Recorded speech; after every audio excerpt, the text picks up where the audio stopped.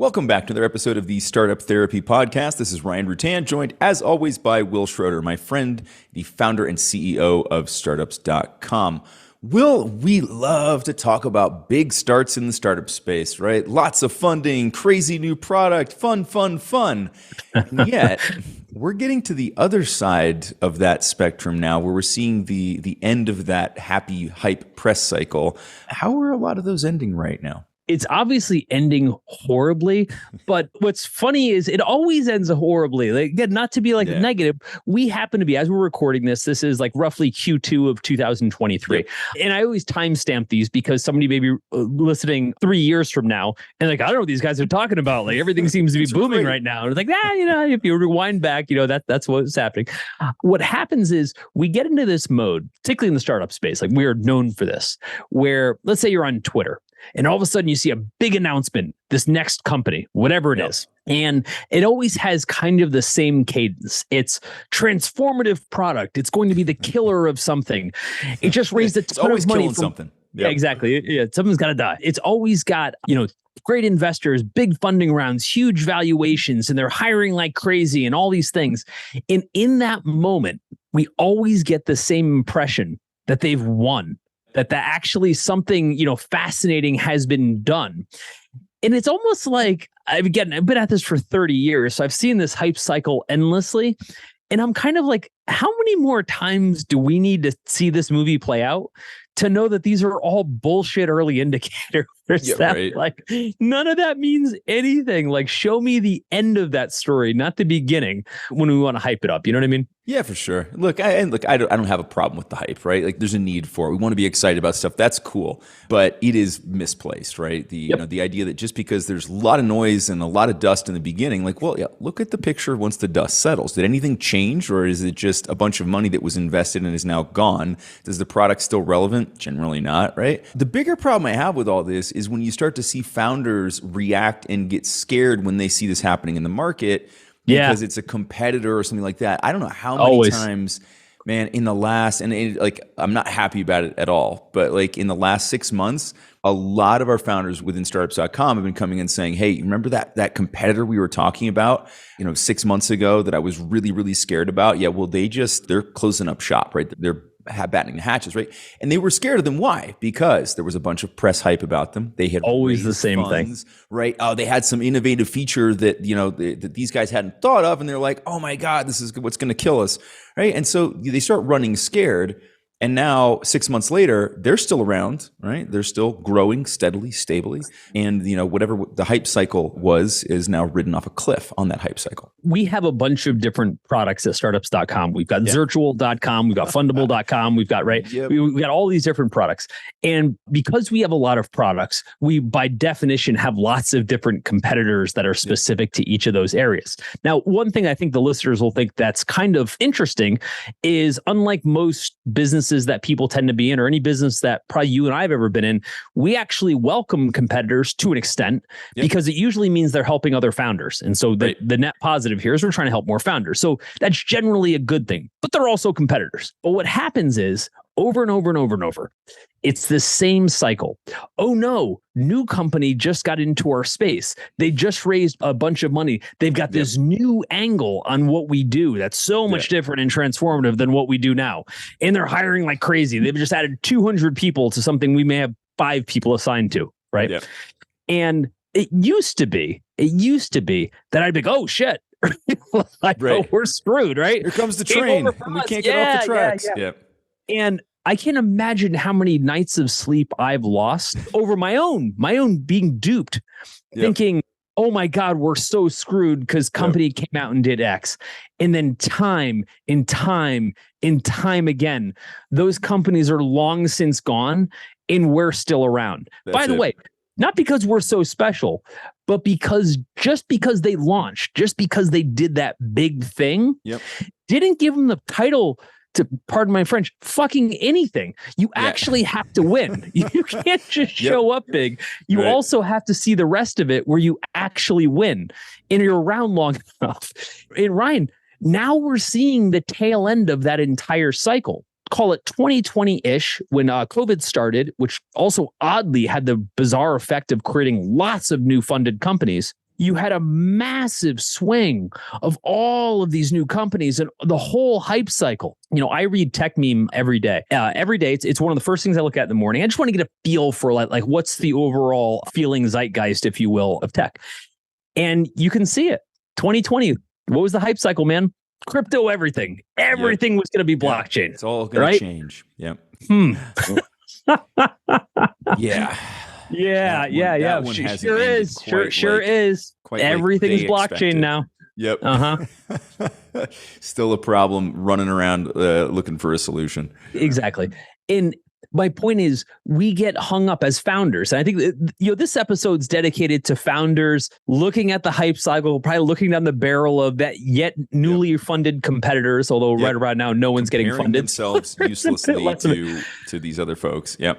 As if the start is how you finish. Yeah. As if the start is how you finish. It's always funny because it always brings something very specific to mind. I have a couple of friends that you probably know some of them, and you probably have some friends like this too. Probably everyone does. That one friend who, anytime there's a new enthusiast sport, shows up with all the gear, right? Like they love to go out. They buy all the shit. They come fully dressed and ready to go. They've got every possible accoutrement for whatever this thing is. Yep. And then they're just god awful at it because they're just starting, and you wouldn't expect any different. And yet, when we see startups show up with all the bells, whistles, funding, team, advisors, all that shit, they show up and we're like, oh my god, these are the world enders. They're the ones that's going to put us under. They're going to kill the market. Right? Yep. We have to remember they're just showed up, right? What they have now is an opportunity, nothing more, right? And most of those fall flat because of the nature of what we do. There's a flip side to this too. When we were just talking a moment ago, I said this is kind of for the founders who are looking down the barrel of a gun of the newly funded competitors. I'm going to amend that. This is just as much for those people that got new funding. In other words, where they're caught up, in their own hype. It's like, hey, man, you actually have to be successful with this. Raising the money, it's not easy. It's hard to raise money, and very few people do it. But that's just the ticket to get started. You actually have to see the rest of this through. And no amount of hype is going to actually get you there. I'll give you some recent examples, or give the audience some recent examples. In this last hype cycle, just a few that come to mind. Remember Clubhouse? Now, I open up with remember Clubhouse. Remember Clubhouse. Dude, that was 2 years ago. That wasn't like eons ago. I'm not talking about MySpace right? here. Yeah. Right? That was 2 years ago. It was the game changer. Everybody was going to be on Clubhouse. And for like 8 seconds, everybody was. And they hit a $4 billion valuation.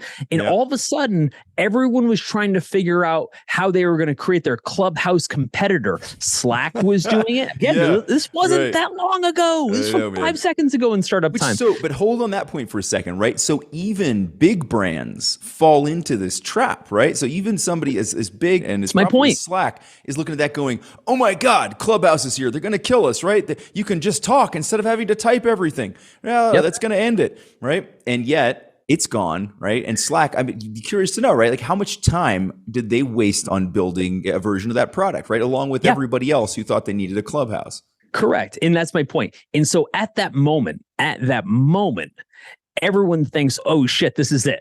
Right. Now, on the flip side, the people at Clubhouse, the founders of Clubhouse, are thinking the same thing. They're like, damn, we found lightning in a bottle. Right. The investors are like, oh, my God, $4 billion valuation in what was like 18 months since they started. Insane. But is it? Every now and again, one of these sneaks by. Every now and again, you wind up with a WhatsApp, something that just kind of came out of nowhere and just took over, right? Every now and again, you get an Instagram. Every now and again, you get a Facebook. A lot of people forget, but there was a moment where Facebook was on the block to be sold to Yahoo for $1 billion. And when Mark Zuckerberg turned it down, we talked about this in the other episode, he was considered insane. Right? Yeah. And at the time, so every now and again, one of these does sneak by. Right. So don't get me wrong. But 99.9% of the time, it's total bullshit. And we buy it every single time. Every time we're like, oh man, big funding round. They're scaling like crazy. They're going to do it. They're armed to do it, right? They've got some of the characteristics that will make it possible, right? It doesn't make it probable. It just makes it possible. Right. Well, I was thinking about like this last hype cycle we went through. Was it being run by the little rascals because we had Clubhouse, we had scooters like Bird? Like there may have been something there, right? Like maybe that was the problem, is that we were aiming for like the 8 to 12-year-old set. Like what would they like? Clubhouses and scooters, fantastic. Let's fund it. Right. That ended well. Well, like, so take Bird. So Bird comes around, scooter generation. This was right before COVID, and COVID kind of blew them up. But who's to say the model was going to work anyway?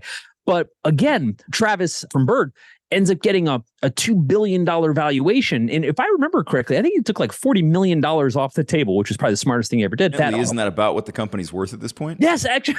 That's their market cap right now. You could buy the whole thing back. But the point is, we see these ludicrous valuations in these funding rounds and everything else like that. And we're like, oh my God, this company nailed it. Well, if you've been around long enough and you've followed startups the way you and I have for long enough, you can see through this every single time. It's like, oh my God, let's pick off the pieces. Let's talk about the different pieces that keep arising so we kind of know what to look for, right? Let's dissect it a bit. Which one comes to mind first for you? The one that kind of everybody looks at, right? Just because it's easy, it's big, and everybody makes a lot of noise. It's funding, right? When funding happens, like I think that's the easiest one to pick on. I was going to reference Tech Meme, and for those of you that don't know what it is, it's just a news aggregation site. It's just been around forever, and for some reason I've become used to reading it. But it's pretty good. It's pretty accurate. And I was looking at it this morning, and I actually said something to Sarah, my wife. I was like, you know what's missing today from Tech Meme? A single funding announcement. A single funding announcement. Yeah, that's bizarre. That's exactly where all those announcements go. But that's here nor there. First thing that happens is, oh my God, this company raised often recently at this unicorn valuation, right? Big round, big valuation. And everyone is like, they're killing it. Are they? Are you sure? Because we get to see the other side of these stories. We actually get to talk to the founders behind those funding rounds, and they're never killing it. They're never killing it. And there might be a couple here or there where things take off. It becomes a Figma, which ironically is always in the background anyway. Nobody's ever talking about it. Those companies are just busy actually building. Just quiet, actually building a good business. Yeah. It's the ones that won't shut up on Twitter that you really got to start wondering about. Or we talked about this a few episodes ago. The self-congratulatory year-end reviews, right? When we were talking, I think, about being Kickstarter. Yeah. And like when things are going great, they can't wait to talk about their year review. And all of a sudden, those year reviews are the first casualties over time. You know what I mean? Yeah, for sure. Once the funding's gone, right, and the novelty is worn off of your cool new product, which stays cool for about 8 minutes, then it's down to just running a business, which it turns out is quite hard to do. Really easy to like set off fireworks and toot your horn around funding a new product. A lot harder to make it work in the market, right? Yeah, and I think with the funding round, you get a bunch of false positives, okay? Yeah, so, for sure. So let's stack them up. First false positive you get is that I guess investors said yes, so there must be something there. Bullshit, okay? Yep. Investors make so many mistakes. They make so many bad decisions on so many deals. And the truth is, if you're around long enough, right, and you invest in enough deals, you will eventually hit on something. That doesn't make you an oracle. If I buy 20 stocks and one of them takes off, it doesn't make me Warren Buffett. No, right? Makes you the same 5% winner that everyone else is. Yeah. Like, and even within venture returns, if you really want to get a little bit granular here to talk about how you should not look at investors putting money behind things as like a golden seal within venture returns, especially now, geez, the top quartile gets all the returns. Everyone else gets jack shit. Right. Exactly. Which means even among investors, the people who write these checks, they tend to be exponentially wrong. The returns go to a small select few, and they're always the same names. It's always Sequoia. It's always the same people. Point is, when we look at, hey, they raised a big funding round as early victory, Andreessen put money into them, so they must be doing well. It's a better sign. Don't get me wrong. It's better than nothing, but it is hardly a victory.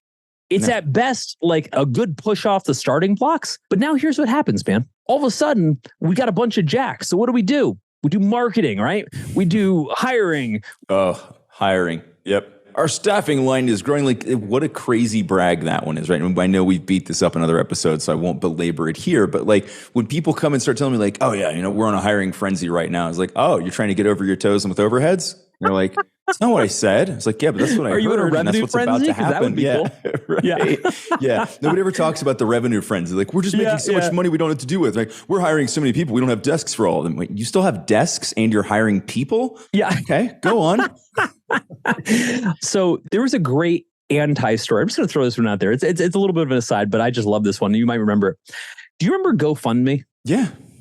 right? I do. Okay. So I bring this up because I've never met the founders. I've heard about them from some people who've worked with them in different capacities. I've heard they're excellent surfers. I'm not even jesting. Exactly, I've heard this. Exactly. Yeah, That's one why of the things that love I've the story. consistently heard about them. Something that's really funny about everything we talk about here is that none of it is new. Everything you're dealing with right now has been done 1,000 times before you, which means the answer already exists. You may just not know it, but that's okay. That's kind of what we're here to do. We talk about this stuff on the show, but we actually solve these problems all day long at groups.startups.com. So if any of this sounds familiar, stop guessing about what to do. Let us just give you the answers to the test and be done with it. The reason I'm bringing this up is because we were kind of part of this circle at the time. Yes. This was crowdfunding in its infancy, circa 2012. We had launched Fundable. That's the era of Kickstarter. That was all these things, right? And everybody's raising tons of money. And if I remember at one time, we had actually 30 legitimate competitors, many of whom were funded, many of whom were already claiming their early victories, right? Because of who they raised from or what they had done. Hang on, Will. One of them's calling me. Oh, no, that's definitely not them because they're no longer around. They're all gone. But the point is, while all this is happening, you've got GoFundMe, who's got this janky looking site that has raised no money. That's just a bunch of dudes in San Diego, I think, just trying to pull stuff together. Yep. And they wind up winning. A lot of people don't know this. GoFundMe won, right? If you're wondering whatever happened to crowdfunding and I guess Kickstarter won, no, they didn't. Kickstarter became like a $20 million company, which nothing wrong with, right? But they never became the company people thought. Meanwhile, GoFundMe, this company that made zero announcements, was totally under the radar, sold without raising any money for $600 million. Yep. Just like 20 people in a room. Yeah. It was amazing. And what I'm saying is the story you hear where kind of like Figma, and Figma raised a bunch of money, but no one's making the big announcements, etc. They're just in the weeds building stuff. Those are the ones that I'm more behind. Yeah. Kickstarter was like, look at these beautiful raises we have. Look at these amazing products we've got. Look at how, sleek the funding profiles are for this, amazing new technological marvel of a watch. Meanwhile, GoFundMe was like, we're funding pet surgeries and bailouts for people who spent too much money on vacation. And they were crushing it, right? There was nothing newsworthy about them, but they were printing money because everybody was using it, right? They were building a real business. That's really what it came down to. That early false positive of, oh my God, Kickstarter, hype. That must mean they're doing well. And it's like, dude, how many times do we have to live through these ridiculous hype cycles to realize it's all bullshit? It's all bullshit. And you would think that by now, there would be this anti-sentiment that would have gotten built, the scar tissue, if you will, of pundits and investors and founders that have had the wool pulled over their eyes so many times with these insane announcements that they'd be like, dude, it's not cool anymore. I think it has happened. I mean, it certainly has happened to some degree. Like you and I look at these things now and just go, sure. Yeah. Call me in a year, call me in 2 years, call me in 3 years. Let's see how it's going. And I think that even a lot of other founders pick up on that piece of the narrative, right? And I think as long as this isn't a direct competitor, I think you can objectively look at that and go, yeah, okay, cool. Like they raised some money. Now they've got a whole bunch of hard work to do. I think when it's in your space, it's a very, very different sentiment. All of a sudden, I think everybody has to go through that at least once as a founder before they really understand that okay, no, we can still be okay. Right. Because, you can look at it objectively when it's, somebody in a completely different space and you can say, okay, they've raised money. They've got a bunch of stuff to go do. How does this apply to me? It doesn't. Right. But when it's somebody who's building a very similar widget to your widget, all of a sudden this becomes something very different. And all of that objective knowledge goes out the window and you're just like, fuck, they're going to kill us. Right. There's nothing you can do about it. Right. It's just, that's it. That's the only thing going through your mind at that point. So once that barrel swings around and is pointed directly at you in your mind, because that competitor is probably not even thinking of you. Said differently, if they are thinking of you, they're thinking, we're going to waste those guys because we just got funded, right? Again, call us in a year, call us in 2 years, call us in 3 years. Every time. Or this new company comes out and they've got this totally transformative product, right? They've got the new hotness, whatever is. Super innovation. Yep. Look, we just lived an entire era of it through crypto, which might have been almost the most overhyped, ridiculously promoted, charlatan-esque industry we have yet to have. I mean, it's set next level. Paris Hilton was minting coins. I mean, what the fuck, right? Like it was bananas. Now, don't get me wrong. I love, and I know you do, love transformative products. I love new technology. Crypto has created a lot of actually useful things, sort of. But the hype cycle, let's rewind back all the way back to 2020. Not long ago, right? That's the whole point. We're in 2023 when we record this. Yeah, we're not going back very far back in history. Time machine is very limited. And we go back to the beginning of the crypto hype cycle. And I'm not really picking on crypto necessarily as much as I'm trying to point out, dude, this keeps happening. And we keep pretending like it's never happened before. And every time we keep thinking, oh, like right now it's AI. And AI is really interesting, right? Dude, give it a minute. Let it actually perform and stop buying the hype right away. So anyway, go back to crypto. Well, I think there's something interesting about crypto, though. And I want to stick on this for just a second because it was a bit different than some of the other hype cycles because it was a hype cycle that lots of people could participate in, whether they understood it or not. And I think that was something that was a bit different and a bit interesting in this case.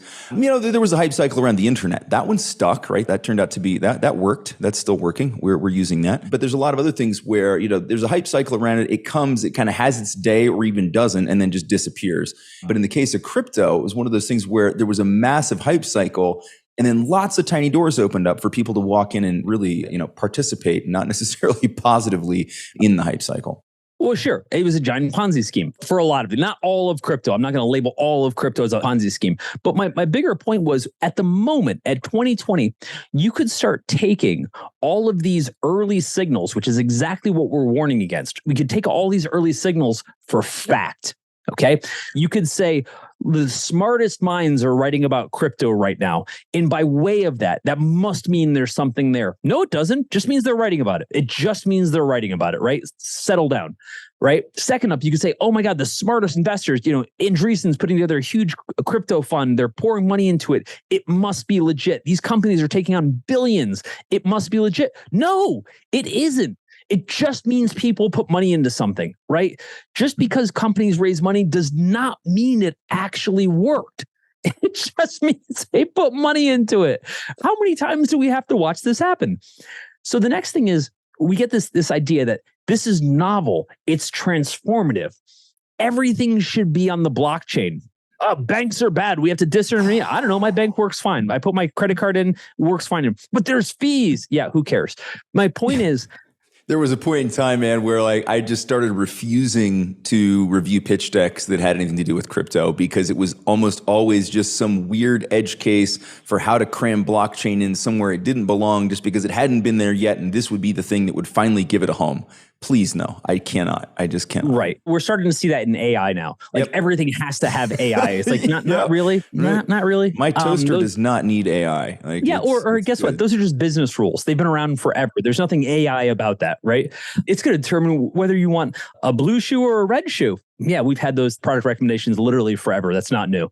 Anyway, the idea that the product is novel and therefore transformative, and transformative equals it's going to win? No. Guess what? Transformative means it's really hard to find out whether or not it's going to get product market fit. Clubhouse, right? Yes, it's transformative. It's an audio social network that didn't exist before. Guess what? Maybe we don't want one. Yeah, turns out. About that. But it turns out, looks like we don't. I talk about this a lot. Because people love to get caught up, right? And there's two major points here. One, fall in love with your problem and the people that you want to solve it for, not your solution. Because when you start to fall in love with your solution, then you get totally caught up in that aspect of it, right? You get so convinced and so excited about the solution, right? The thing just doesn't go anywhere, right? You end up with like the fact that it's so transformative, it's so novel, it's so new to the point where nobody's going to adopt it. I'm always telling people the best innovations that have come along in the last, as long as I can tell you, have been micro innovations. It's a small twist on something we already know how to do because behavioral change is probably the hardest thing to enforce in your new user base. So the less behavioral change they have to undergo, the better, right? Uber didn't start shooting people, through an extruder and liquefying them and spraying them to their new destination, right? That would have been super innovative. Probably would have killed everybody too. But hold that aside for a second. What they did was barely twist an existing model. They said taxis suck. and they're hard to book and they're just like a bad experience. Let's make that a little bit better, right? They didn't come up with something entirely novel, slight twist on a model, and that worked. We're all for innovation, obviously, but the point is, just because it's different, just because it's transformative, or what have you, doesn't mean you won anything. It just means you try to convince a whole bunch of people that that's actually worth converting over to, right? Going back to this, the neo banks and all these new types of banks and how crypto and blockchain were going to transform banking. Not a lot of people want to transform their banking experience. A lot of people are like, that seems super complicated. Yeah. Like I like mine where it just works all the time. Right. But it's immutable. And I'm like, I don't think that's didn't really have that problem. Thanks for solving it. But then you also look at, hey, this company is new and novel, and therefore it's going to kill the incumbent, right? The early victory. Okay. Right now, and again, I want to use this because it's so pertinent and timely. Right now, we're saying ChatGPT, OpenAI, they're coming and they're going to eat Google's lunch. Google's screwed, Google's on the defensive, et cetera. Maybe, probably not. Just to be clear, you know how long it would take to completely change people's search behavior? I just checked. Google's still there. It's still functioning. Google's still there. Now, don't get me wrong. I'm sure it will change some version of searches or how people do searches or et cetera. I'm not saying it has no impact, but when people get so over their toes with their beliefs that just because something's new, that it magically changes everyone's behavior. Now, whether you're the founder who just raised money or launched this product and you think that's true, or you're the competitor, the Google, the incumbent that's about to get changed, it doesn't work like that. It doesn't work like that. It takes a long time to make those changes. And more often than not, they never actually get made. Do you remember that Yahoo has not been relevant as a business for like 25 years? Yahoo started, it wasn't even a search engine. It was literally a list of links, right?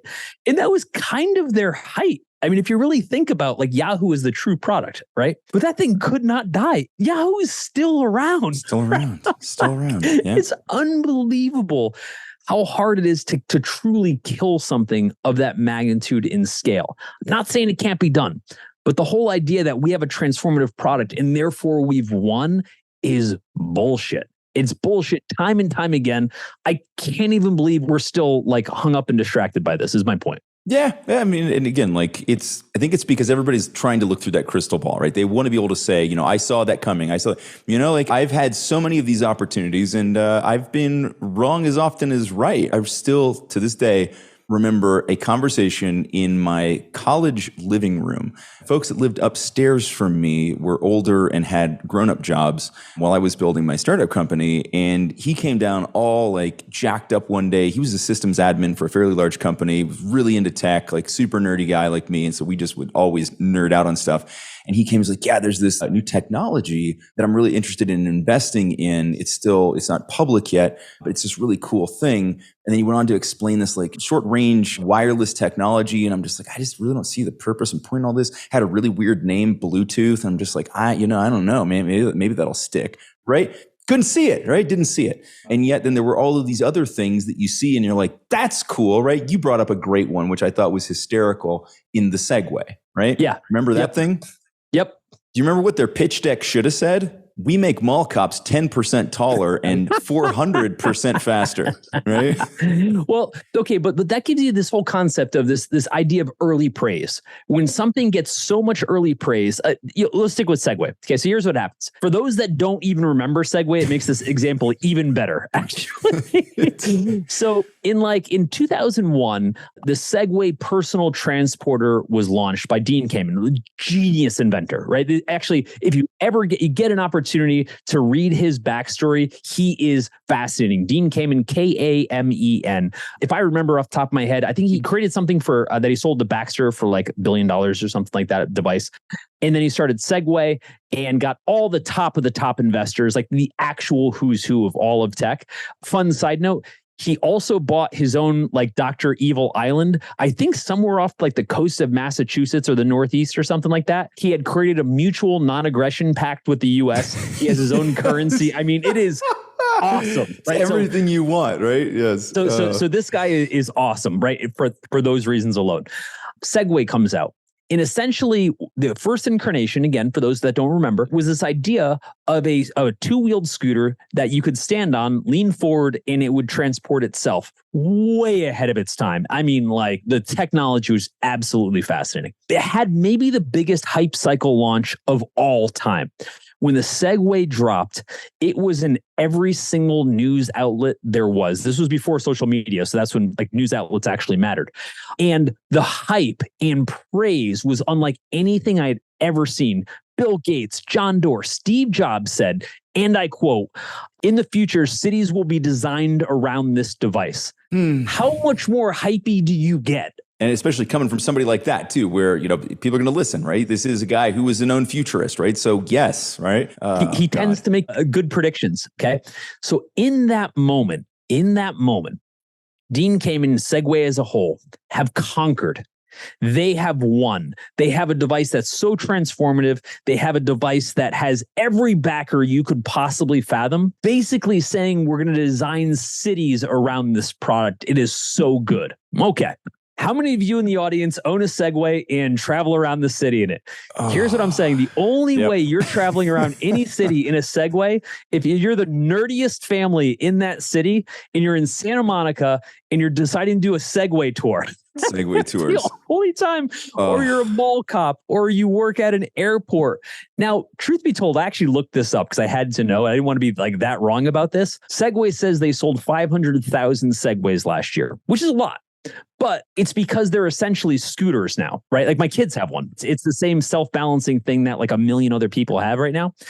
And it's cool enough. But at the time, people are literally picturing entire cities of everyone segwaying everywhere all the time. Everybody just leaning 22.5 degrees forward, heading off into life, right? Buddy, and everyone was like, oh my God, this is the future. People believed the hype because Steve Jobs said it, because Bill Gates said it, because John Doerr said it. This is the smartest people on the planet at the time, right? Like literally the smartest people were saying, yes, this is it. The current version of that today is hilarious. For me, it's Twitter because I tend to use Twitter as my social network. And it's every time something launches, 500 retweets of, oh my God, this is the greatest thing ever. This company's crushed it. They've nailed it, etc. And every time I'm like, oh my God, kill me. Right? I'm like, this company hasn't done anything. When there's a city that is designed officially, when New York City is now nothing but Segway traffic first, I'm on board, man. You got me. Sadly, there's such a horrible real life metaphor here for exactly what happened to Segway. And it's a sad story that's also just brutally funny in irony, which is that when the company was bought by Jimmy Heselden, right? He bought Segway Inc. and then famously took a Segway off a cliff, literally, and died. Yeah, the guy bought Segway and then drove a Segway off a cliff and died of his injuries, which I mean is unbelievable, tragic. But like that pretty much sums up the way this thing went, right? Yeah, you could. Yeah, reality being truer than fiction. I think that for most of us, we look at these again these early victories and these hype cycles and funding rounds, and we believe them. That's the problem. The problem is we have so much history to tell us it's bullshit. And yet every day we wake up and pretend like this must be it. It reminds me of things like diet fads. Theoretically, shouldn't we have solved dieting like 30, 40 years ago because there was a miracle diet, whether it was Atkins, South Beach, like you name it? We did solve dieting. We solved it. We figured it out. It just turns out you have to eat less and then you output. Yeah, the formula's there. The problem that we haven't fixed is humanity. Correct. Right. And I guess what I'm saying is no matter how many times we go through this cycle, no matter how many times we're staring at down the barrel of a competitor's gun, or again, the flip side, we are that new competitor and we're so cocksure that this is going to be exactly right, the thing that's going to kill the next thing. I don't know. I'm going to have a crazy proposal in the startup world. How about some humility? Yeah, a little bit would go a long way. How about somebody launches with something that says, hey, you know what? I think this could be great. We're going to work really hard on it. We'll let you know when that city gets built. That's designed designed for the Segway. But until then, we're going to kind of like go heads down and actually go do it versus talking about it. Make sure it's a really, really flat city with no cliffs, right? Jesus, that's dark. No, but seriously, like I personally feel that like, well, I get the hype cycle, and look, if you can get some press, if you can get some early customers, if you can use it to your advantage, sure, use it to your advantage. But as the recipient of the hype cycle, to the rest of us that are sitting around listening to these insane stories day in and day out, I'm saying, let's step back, man. Let's stop buying the hype. And let's have one refrain every time. Show me what you actually did. Call me when you actually win the race. Don't celebrate the fact that you started the race. Nobody can start the race. Call me when you finish. So in addition to all the stuff related to founder groups, you've also got full access to everything on startups.com. That includes all of our education tracks, which will be funding, customer acquisition, even how to manage your monthly financiers. There's so much stuff in there. All of our software, including BizPlan for putting together detailed business plans and financials, LaunchRock for attracting early customers, and of course, Fundable for attracting investment capital. When you log into the startups.com site, you'll find all of these resources available.